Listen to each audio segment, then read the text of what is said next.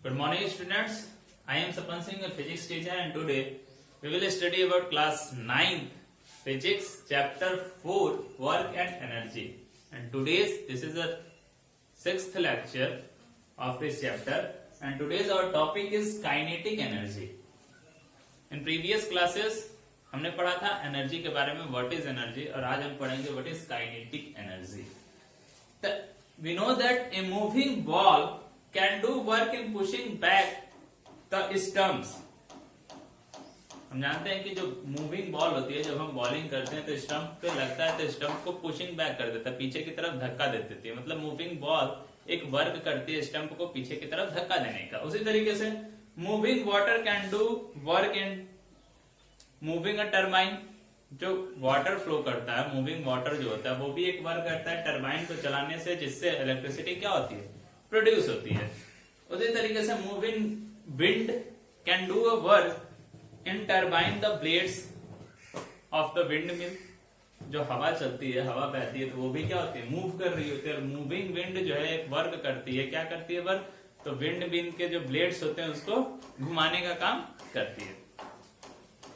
Thus, we can say that a moving body is capable of doing work and hence possesses energy. इस तरीके से हम ये कह सकते हैं कि जो भी मूविंग ऑब्जेक्ट होता है वह, उसके अंदर एक पॉसिबिलिटी रहती है कि वो वर्क कर सकता है, वो can do work and possesses energy. और जब वर्क करेगा तो वो अपने अंदर से एनर्जी भी क्या करेगा, रिलीज करेगा. So the energy of a body due to its motion is called kinetic energy. किसी भी बॉडी के अंदर की वह एनर्जी जो उसके मोशन के कारण हो, उस एनर्जी को हम कहेंगे काइनेटिक एनर्जी. जैसे बॉल को हम फेंकते हैं तो बॉल मोशन में है, तभी वो स्टंप को मूव करता है, वर्क करता है. और वर्क करता है तो कुछ ना कुछ एनर्जी उसके अंदर से रिलीज होती है. तो वो एनर्जी जो होती है वो किस कहां से आती है वो एनर्जी? तो due to its motion.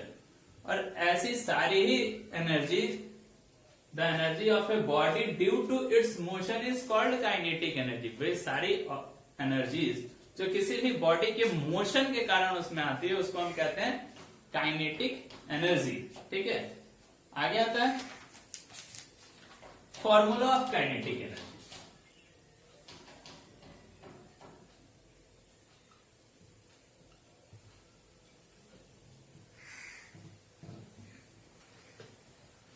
Formula of kinetic energy.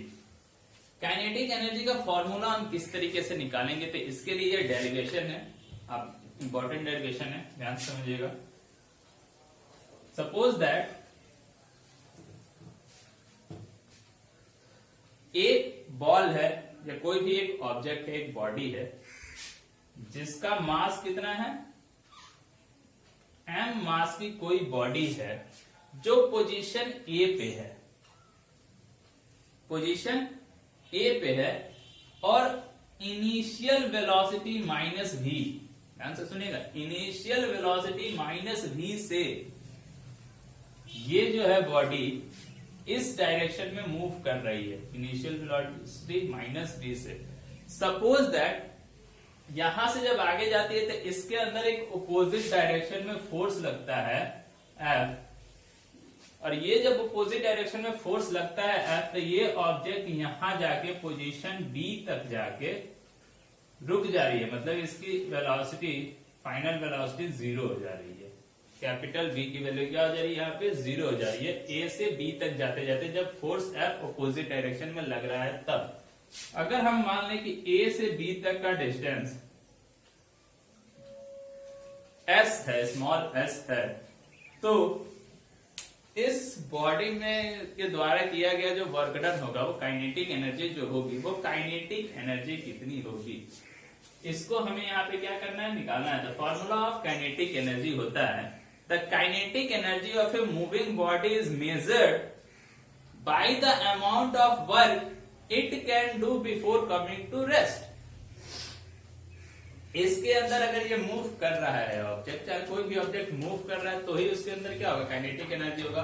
और उसके अंदर कितना काइनेटिक एनर्जी होगा, इसको मेजर करने के लिए हम वर्क डन को मेजर करते हैं कि इस ऑब्जेक्ट को before coming to rest, rest तक आते आते कितना वर्क डन करना पड़ा, वो वर्क डन ही क्या हो जाएगा, एनर्जी के इक्वल हो जाएगा। तो फर्स्ट कंडीशन में हम देखेंगे कि in going through the S distance of the body against the opposite force F, the body has done some work, this work is given by W, work is equal to क्या होता है, force into distance. तो ये जो work हो जाएगा इस body के द्वारा किया गया जो वर्क डन हो जाएगा, W equal to F into S. इसको एक क्वेश्चन मान के अभी यहां पे छोड़ देंगे, ठीक है। अब हम जानते हैं, अभी हमने पढ़ा कि the kinetic energy of a moving body is measured by the amount of work done it can do before coming to rest. Work done किया हुआ रेस्ट में आने से पहले तक जितना वर्क डन किया होगा वो वर्क डन ही किसके बराबर हो जाएगा, काइनेटिक एनर्जी के बराबर हो जाएगा। तो यहां पे हम कहेंगे कि kinetic energy equals to W, work done के बराबर होगा। तो यहां पे हम कह सकते हैं कि काइनेटिक एनर्जी के E equal to F into S. इसको इक्वेशन मानेंगे, इसको अभी मानने की जरूरत नहीं, ठीक है। तो ये क्या हो जाएगा, kinetic energy equal to F into S, equation first. अब आगे सेकेंड टाइम में ये देखेंगे कि if a body has initial velocity v, यहां पे हम लिख दे रहे हैं if a body has initial velocity small v, final velocity capital V which is 0 and distance small s और एक्सक्लेरेशन को हम a से डिनोट करते हैं, लेकिन यहाँ पे ऑपोजिट हो रहा है। यहाँ पे किसी ऑब्जेक्ट का स्पीड में था वो क्या हो जा रहा है, रेस्ट में आ जा रहा है, मतलब एक्सक्लेरेशन उल्टा लग रहा है, माइनस a लेंगे, ठीक है। हमने यहाँ पे वर्क डन इसीलिए माइनस में नहीं लिया, अपोजिट डायरेक्शन में फोर्स लग रहा है इसलिए, क्योंकि हमने एफ इंटू एस नॉर्मल ले लिया है। एक्सक्लेरेशन को हम माइनस में लेकर सॉल्व करेंगे तो हमारा मैनेज हो जाएगा, ठीक है। तो ये हो जाएगा acceleration equal to minus A. तो ये सारी चीजें initial velocity small v, final velocity capital V equal to 0, distance equal to s, acceleration equal to minus a। Then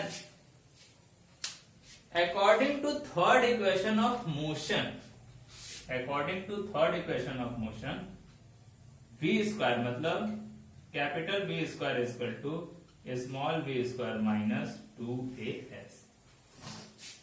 ये होता है क्या, v square equal to u square plus 2as। तो यहां पे क्या हो जाएगा, v स्क्वायर, इससे पहले एक लाइन और लिख दें हम, according to third equation of motion v square equal to u square plus 2as। अब यहाँ पे इसी के अकॉर्डिंग v स्क्वायर मतलब फाइनल वेलोसिटी होता है, यहाँ पे हमने क्या माना है, फाइनल वेलोसिटी को कैपिटल V, इनिशियल वेलोसिटी को स्मॉल v और a को माइनस में नहीं है, तो ये हो जाएगा capital V square equal to v square minus 2as। ये हो जाएगा 0 equal to v square minus 2as। तो v स्क्वायर इक्वल टू ये इधर आएगा तो प्लस में हो जाएगा, तो या तो हम दोनों को उल्टा करके v square equal to 2as लिख सकते हैं। ये हो जाएगा v square equal to 2as, ठीक है। And we know that f is equal to m into a, या a is equal to हो जाएगा f upon m। a is equal to क्या होगा, f upon m, और ये a की वैल्यू f upon m यहाँ पे अगर हम रखें तो ये हो जाएगा v square is equal to 2 into f upon m into s। अब हम m को क्या करें, इधर लेते हैं, 2 को इधर लेते हैं, m को इधर लेके आएंगे, नीचे ऊपर आ जाएगा तो ये हो जाएगा mv स्क्वायर, 2 इधर है नीचे आ जाएगा by 2 equal to f into X, ठीक है। और F इंटू एस किसके बराबर है? From equation first kinetic energy is equal to F into S, already हम प्रूव कर चुके हैं। यहां पे क्या करेंगे हम,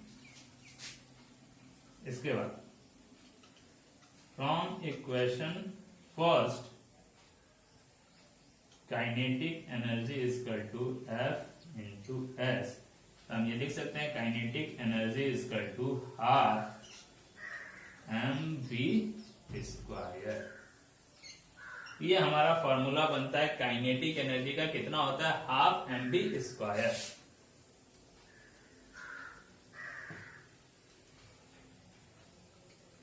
energy is equal to half mv square, यही क्या होता है? फॉर्मूला होता है किसका? काइनेटिक एनर्जी का, हाफ mv स्क्वायर।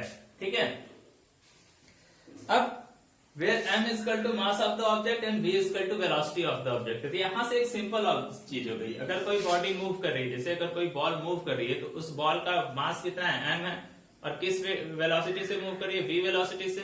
तो सिंपल अगर उसका हम क्या करना निकालना चाहें, काइनेटिक एनर्जी उसमें कितना होगा, तो हाफ mv स्क्वायर के थ्रू काइनेटिक एनर्जी नॉर्मली निकाल सकते हैं, इतना करने की जरूरत नहीं। लेकिन हाँ, ये फॉर्मूला आता कहां से, उसके लिए पूरा डेरिवेशन है। अब यहाँ पे कुछ कंक्लूजन निकलता है, काइनेटिक एनर्जी के थ्रू कुछ कंक्लूजन निकलता है। क्या? Kinetic is equal to half mv square, so we can say that the kinetic energy of a body is directly proportional to the mass of the body. Conclusion ये निकलता है कि kinetic energy of a body is directly proportional to mass of the body. अगर हम मास जितना ज्यादा लेंगे किसी बॉडी का, उसके अंदर काइनेटिक एनर्जी भी क्या होगी? उतनी ही ज्यादा होगी। और kinetic energy of a body is directly proportional to, sorry half mv square, हाँ डायरेक्टली प्रोपोर्शनल टू v। मतलब वेलोसिटी जितने ज्यादा होगी काइनेटिक एनर्जी उसके भी ज्यादा होगी, लेकिन वेलोसिटी के स्क्वायर के अकॉर्डिंग काइनेटिक एनर्जी क्या होगी? ज्यादा बढ़ेगी। इस कंडीशन में अगर क्वेश्चन ये पूछे कि अगर हम मास को डबल कर दे तो काइनेटिक एनर्जी क्या हो जाएगा, तो ये भी डबल हो जाएगा। अगर वेलोसिटी को डबल कर देंगे तो काइनेटिक एनर्जी क्या हो जाएगा, तो 2 2 जा 2 का स्क्वायर क्या होता है 4, तो 4 टाइम्स काइनेटिक एनर्जी क्या हो जाएगा, इंक्रीज होगा। अगर वेलोसिटी को हाफ कर दे तो 1/4 टाइम ये डिक्रीज हो जाएगा। इस तरीके से हम क्या करेंगे, ये कंक्लूजन निकलता है। तो इस तरीके क्वेश्चन पूछ देता है कि if the mass is double then what is the kinetic, what will be the kinetic energy, the kinetic energy also be double. ठीक है, उसी तरह से वेलोसिटी से रिलेटेड क्वेश्चन पूछ देता है। ठीक, तो इस तरीके से ये पूरा काइनेटिक एनर्जी का फॉर्मूला क्या हुआ, डिराइव हुआ। आगे if the velocity of a body is double the it's kinetic energy becomes 4 times. अभी जो मैंने बताया वेलोसिटी को डबल कर देंगे तो काइनेटिक एनर्जी 4 टाइम्स हो जाएगी। इस तरीके से हम ये कह सकते हैं, since the kinetic energy of a body depends of its mass and velocity, therefore heavy bodies moving high velocity have more kinetic energy that can do more work then slowing bodies have small mass. ठीक है, जिस object का मास बहुत ज्यादा हो, heavy body हो, और वो बहुत तेजी के साथ स्पीड के साथ क्या कर रहा है, मूव कर रहा है, तो उसके अंदर उतनी ही ज्यादा काइनेटिक एनर्जी होगी। अगर कोई बॉडी मूव ही नहीं कर रही तो 0 हो जाएगा, मतलब कोई काइनेटिक एनर्जी उसके अंदर नहीं होगी। A driver increase the speed of his car और approaching a hilly road to give more kinetic energy to the car, so it may go up against gravity. जब कार को ड्राइवर क्या करता है, पहाड़ी पे चढ़ाता है ऊपर की तरफ, तो ग्रेविटी के अगेंस्ट वर्क करता है, तो वो उसकी स्पीड बढ़ा देता है, जिसके अंदर उसके अंदर ज्यादा ही काइनेटिक एनर्जी है और वो पहाड़ पे चढ़ सके। ठीक है, तो आज की क्लास में हमने पढ़ा kinetic energy, formula of kinetic energy. आज के लिए बस इतना ही, धन्यवाद।